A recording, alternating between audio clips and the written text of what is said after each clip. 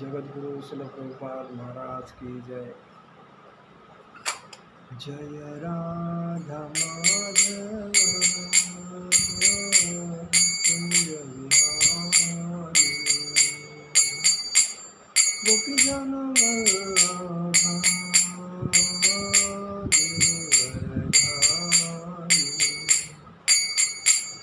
यशोदानंदन व्रज जनरंजन यमुना तीरावनचारी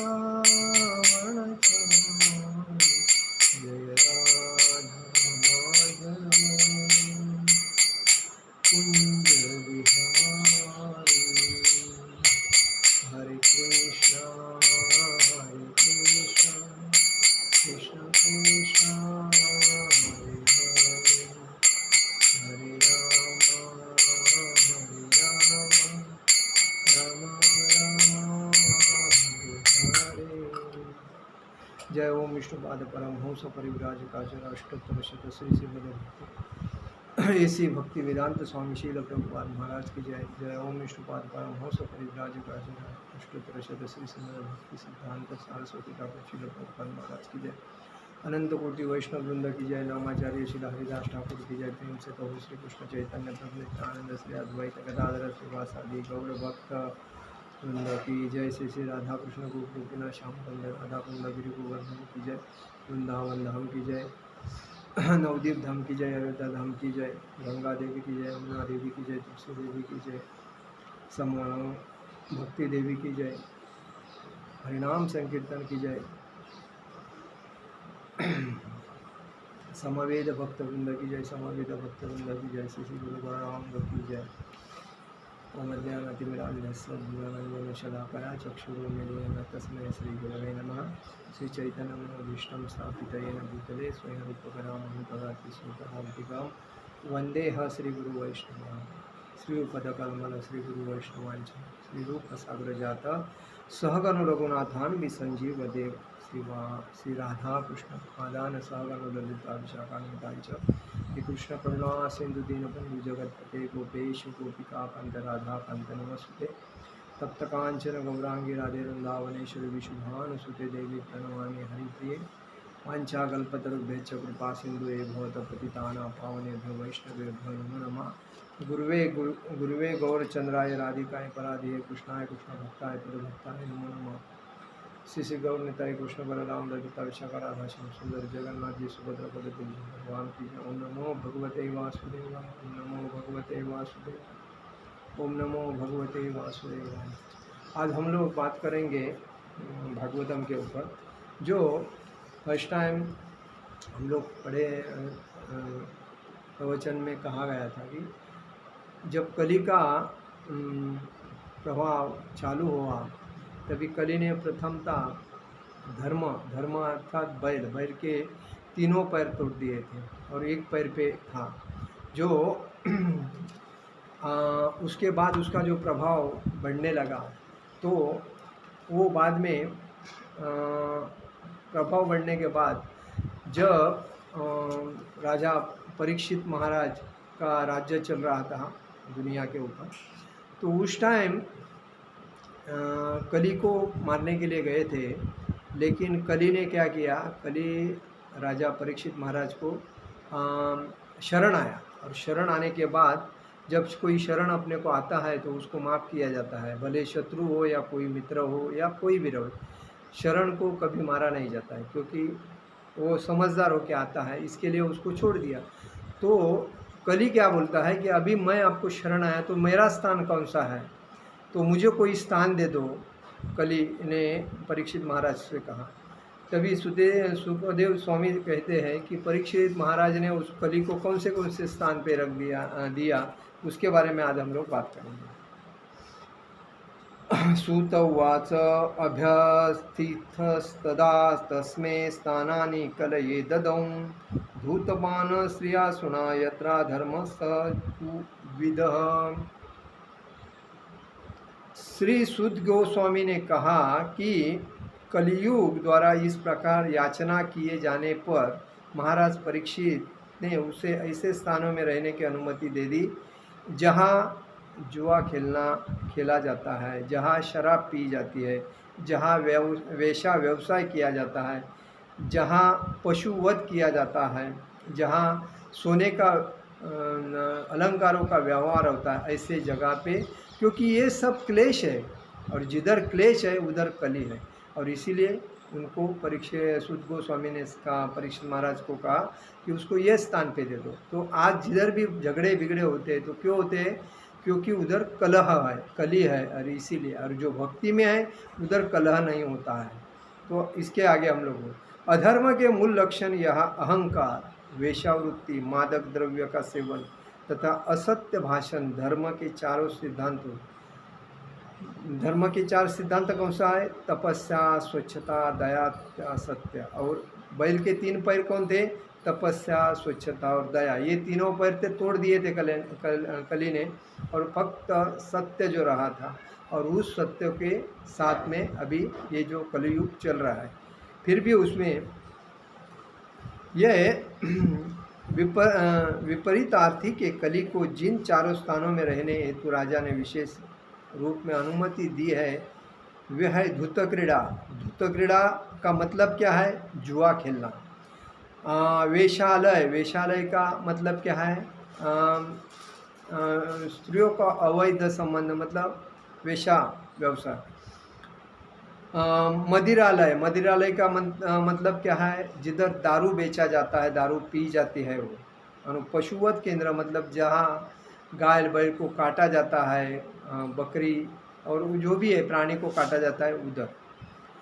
जीव गोस्वामी निर्देश देते हैं कि शास्त्रों के सिद्धांतों के विरुद्ध मद्यपान तथा सौत्रामणि यज्ञ, बिना विवाह के स्त्रियों की संगति तथा शास्त्रों के आदेश के विरुद्ध पशुवध, ये अधार्मिक कृत्य है। वेदों में प्रवृत्त अर्थात जो भौतिक भोग में लगे हैं, तथा निवृत्त अर्थात जो भवबंधन से मुक्त है, उनके लिए 2 भिन्न भिन्न प्रकार के आदेश है। प्रवृत्तों के लिए वैदिक आदेश यह है कि धीरे धीरे अपने कर्मों को मोक्ष मार्ग की ओर नियमित करें। अतएव जो लोग निपट अज्ञानी हैं और सुरा सुंदरी तथा मांस के आदि है, उन्हें सौत्रावणी यज्ञ करके सुरापान करने, विवाह करके स्त्री का संसर्ग करने तथा यज्ञों द्वारा मांस ग्रहण करने की कभी कभी अनुमति दी जाती है। वैदिक साहित्य की ऐसी संस्कृति या एक वर्ग विशेष के लिए, सर्वसाधारण के लिए नहीं, लेकिन ये विशिष्ट व्यक्तियों के लिए वैदिक आदेश है। अतएव प्रवृत्तों द्वारा किए जाने वाले ऐसे कार्य अधर्म नहीं माने जाते। किसी एक का भोजन दूसरे के लिए विष होता है। इसी प्रकार तमोगुणियों के लिए संस्कृत है, सतोगुणों के लिए विष बनता है। और यह जीव गोस्वामी प्रभु पुष्टि करते हैं कि किसी वर्ग विशेष के लोगों के लिए शास्त्रों के संस्कृतियों को कभी अधर्म नहीं मानना चाहिए, लेकिन वस्तुतः ऐसे कार्य अधर्म है और उन्हें कभी प्रोत्साहन नहीं देना चाहिए। शास्त्रों के संस्कृति या ऐसे अधर्म को बढ़ावा देने वाले हेतु नहीं है, अपितु क्रमशः अधर्म को धर्म के पथ की ओर अग्रसर कराने के निमित्त है। महाराज परीक्षित के पदचिन्हों का अनुसरण करते हुए राज्यों के समस्त कार्यकारी प्रमुखों का यह कर्तव्य है कि अपने राज्यों में अधर्म के सिद्धांतों तप, स्वच्छता, दया तथा सत्य की स्थापना करें और सभी प्रकार के अधर्म को, अहंकार, अवैध स्त्री संसर्ग, वेश्यावृत्ति, मादक द्रव्य सेवन, असत्य को रोक। अच्छा तो यही होगा कि कली को धूत, सुरापान, वेश्यावृत्ति तथा पशुवध होने वाले स्थानों में भेज दिया जाए। यदि ऐसे स्थान विद्यमान हो जो मनुष्य इस अधार्मिक आदतों से ग्रस्त है, उन्हें शास्त्रों के आदेश से सुपथ पर लाया जाए। किसी भी परिस्थिति से उन्हें किसी भी राजसत्ता से प्रोत्साहन नहीं मिलना चाहिए। दूसरे शब्दों में राज्य सत्ता को धूत क्रीड़ा, सुरापान, वेश्यावृत्ति तथा असत्य को पूर्ण रूपेण बंद करना देना चाहिए। जो राज्य बहुमत द्वारा भ्रष्टाचार का उन्मूलन करना चाहता है, उसे निम्नलिखित विधि से धर्म का प्रवर्तन करना चाहिए। देखिए इसमें क्या बताया है कि आज जिसका राज्य है उस राज्य में जो अहंकार वाले जो लोग होते हैं, जिनके पास पैसा ज़्यादा होता है, जिनको संपत्ति फ्री में मिलते हैं, लूट के मिलते हैं, झूठ बोल के मिलती है, ऐसे लोगों को अहंकार होता है। और उनके पास जब पैसा होता है तो वो क्या करते हैं, जुआ खेलते हैं, परस्त्री संभोग करते हैं, मतलब शादी न करते, बाहर के जो वेश्या व्यवसाय उनके साथ संबंध रखते हैं। दूसरी बात झूठ बोलते हैं। और तीसरी बात नशाखोरी करते हैं, दारूपान करते हैं, मांस मटन, जो मटन खाते हैं, और तंबाकू बीड़ी सिगारेट इसके अधीन होते हैं, क्योंकि ये फालतू खर्चा है। और ये जो करते हैं वो सब ये असुर लोग हैं, राक्षसी लोग हैं, क्योंकि इनको ये मालूम है कि ये अवैध है, ये वैध नहीं है। ये समाज को खराब करने वाली जो चीज़ है उसको हम लोग आत्मसात कर रहे हैं और हमारे जीने का आनंद ले रहे हैं। तो ये जीना नहीं है, ये घातक है। और इसीलिए हर आदमी ने इससे लंबा रहना चाहिए। और आज बहुत से लोग सत्ता का जो उनको एक चांस मिलता है, जनता उनको सत्ता उपभोगने के लिए कुर्सी देती है, तो उस कुर्सी में आज राज्यकर्ता क्या करते हैं, जो आमदार है वो अपने एरिया का एक गढ़ बनाता है लोगों का, जवान लोगों का, और उसको स्त्री फ्री देता है, जुआ खेलने के लिए पैसा देता है, दारू शराब पीने के लिए पैसा देता है, मांस मच्छी मटन खाने के लिए पैसा देता है, दारू सिगारेट सब कुछ वो खर्चा करता है। तो वो जो लोग रहते हैं तो वो अच्छे रास्ते पे आ नहीं सकते। क्यों नहीं आ सकते? क्योंकि इनको फुकट का मिल रहा है, कुछ करना नहीं, खाली दादागिरी करना है, लोगों को झूठ बोल के बताना है और इनके पीछे पीछे चलना है, और जो भी रास्ते में कोई आते हैं उसके ऊपर अटैक करना है। तो ऐसे में समाज खराब नहीं होएगा तो क्या होएगा? और इसी वजह से समाज में ऐसे लोगों का तो राज चल रहा है।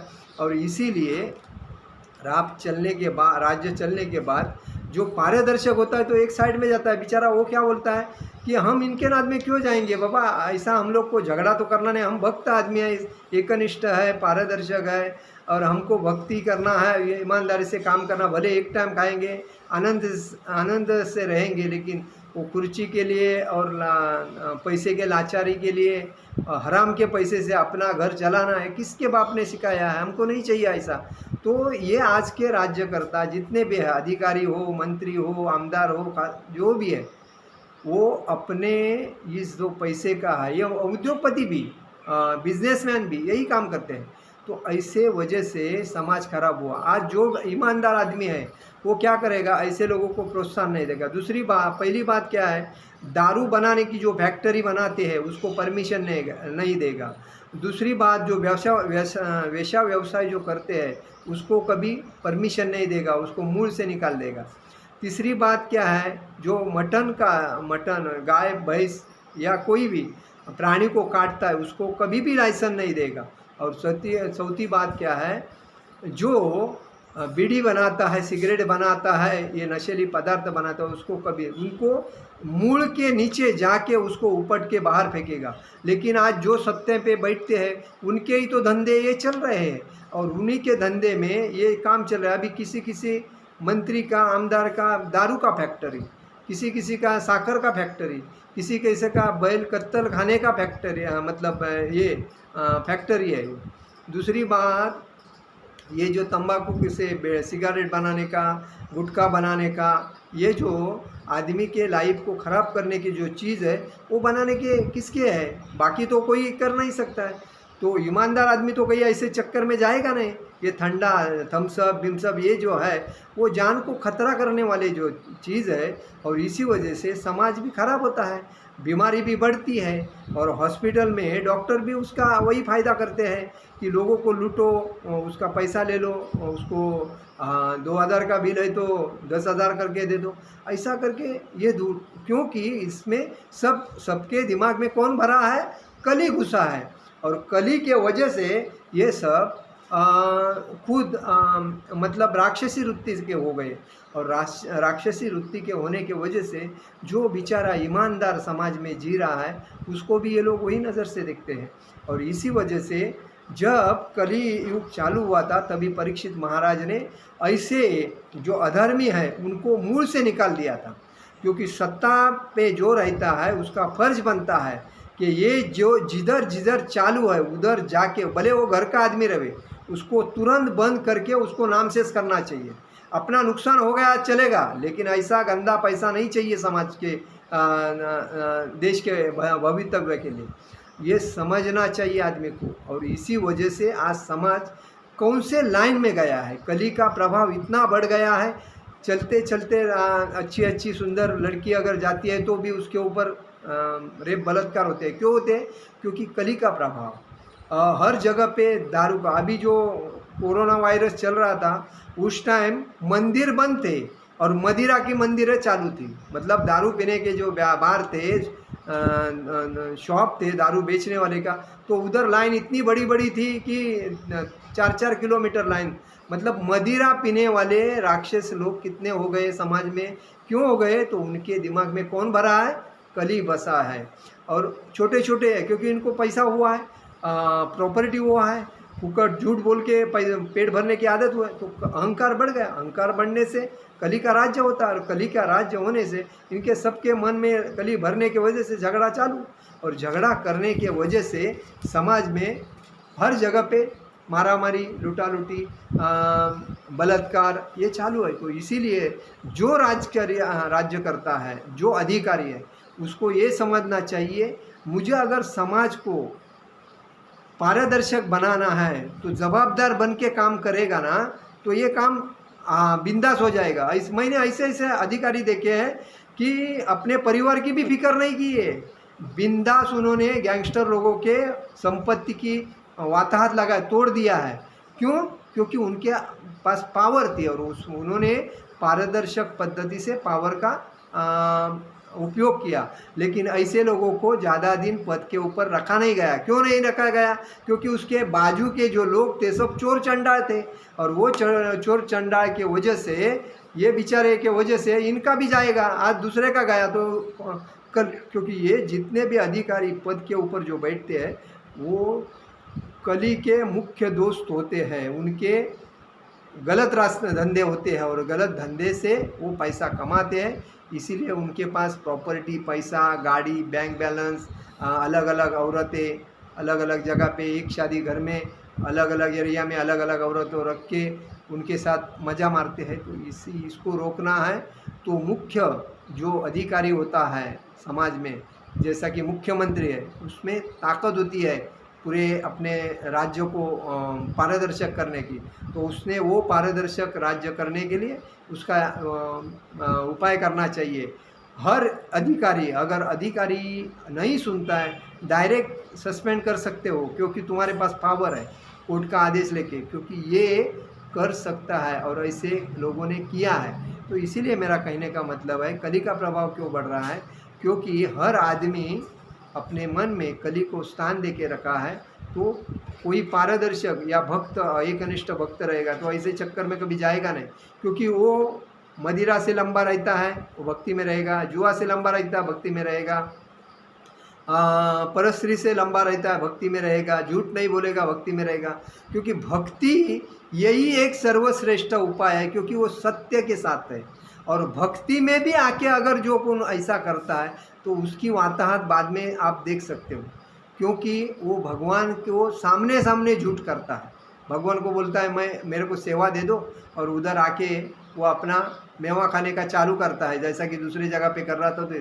तो बाद में भगवान उसको उसका मार्ग, क्योंकि नियति किसको माफ़ करती नहीं है। आज जैसा तुम कर रहे हो तो उसका तुमको परिणाम भोगना पड़ेगा, ये नियति का नियम है। इसीलिए कभी भी आदमी ने अपने आत्मा को और नियति को डर के चलना चाहिए, क्योंकि आत्मा भगवान, आत्मा में कौन बैठे हैं? भगवान।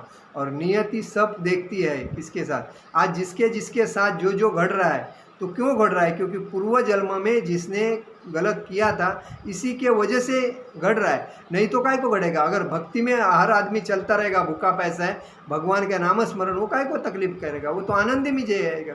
क्योंकि वो उसके नाम में, उसके मन में, उसके हृदय में, उसके चलता बोलता जो भी है उसका भगवान का नामस्मरण होता है। हरे कृष्णा कृष्णा कृष्णा हरे हरे, हरे राम राम राम हरे हरे।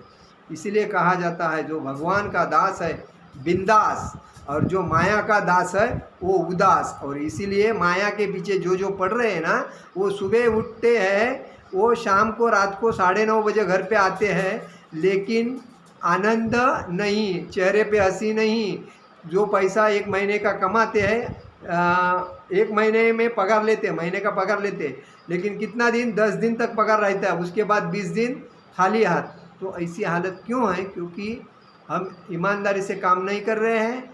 और दूसरी बात, लालच हमारे दिल में बहुत भरा पड़ा है। मेरे को कुछ मिलेगा तो अच्छा होएगा, मेरे को कुछ ये चाहिए। आदमी ने कोई भी काम करना है ना तो बिना लालच का करने का, नहीं मिला चलेगा, वादा नहीं, लेकिन मैंने कोई काम अच्छा किया ना, यही भाव रखना चाहिए। सुखी बनने के लिए आदमी को नवविधा भक्ति और ये जो भाव है वो शुद्ध अपना चाहिए, और आत्मा शुद्ध होना चाहिए। किसी के ऊपर जलस या किसी ईर्ष्या नहीं करना चाहिए, क्योंकि एक मराठी में कहावत आहे, निंदियाचे घर असावे शेजारी। ज्याची आपण निंदा करतो तो पुढे पुढे जातो, आणि ज्याची निंदा आपण नाही करत तो तिथल्या तिथे राहतो। ह्याचा अर्थ, कहने का मतलब ये है कि निंदा करने से अपना नुकसान होता है, तो उससे बेटर है आनंद से भक्ति करो और चुपचाप रहो। जो दिखता है वो देखने का, नहीं दिखता है वो चुप रहने का। तो आनंद से जीने के लिए हमें कली से, तो इसीलिए हम जो ये सोना जो यूज़ करते हैं, ये सोना क्या है? ये कली का स्थान है। और ये वो भी उसको कली का स्थान क्यों दिया है? कि चोरी आता है, चोर जो आते हैं वो क्या चोर ने चोरी करने के लिए आते हैं, सोना या जो जेवर व्यूवर जो रहते हैं वो चोरी करने के लिए आते हैं। उसके बाद प्रॉपर्टी, ये भी कली का स्थान है। उसके बाद में मदिरा, दारू पीना, ये भी कली का स्थान है। तीसरी बात जुआ, हर आदमी जुआ खेलता है, तो दारू बीरू पी के मस्त पैकी जुआ खेलता है, ये जुआ का। और वेश्या व्यवसाय में आदमी दारू पी के ही तो जाता है वेश्या व्यवसाय के साथ। तो हर आदमी को ये समझना चाहिए, हम ये जो चीज़ है, ये 5 चीज़, उससे हमको मुक्त रहना चाहिए और खाली भगवान का नाम स्मरण करना चाहिए। हरे कृष्णा कृष्णा कृष्णा हरे हरे, हरे राम राम हरे हरे। और भक्ति में रहोगे तो आनंद जीवन जीवोगे, और भक्ति में नहीं रहोगे और लालच में रहोगे तो आपको तकलीफ सहना पड़ेगा, क्योंकि ये चक्कर है। और ये इसको समझना ये इंसान का ही काम है, और इंसान नहीं समझता उसको महामूर्ख कहा जाता है। इसीलिए शाने ज्ञानी बनो और भक्ति में आओ और अपना जीवन सफल करो। मेरा आज का प्रवचन यही समाप्त करता हूँ। हरे कृष्णा कृष्णा कृष्णा हरे हरे, हरे राम राम हरे हरे। जगत गुरु श्रील प्रभुपाद महाराज की जय, परम पूज्य लोकनाथ स्वामी महाराज की जय। निताय गौर प्रेमानंदे, हरि हरि बोल।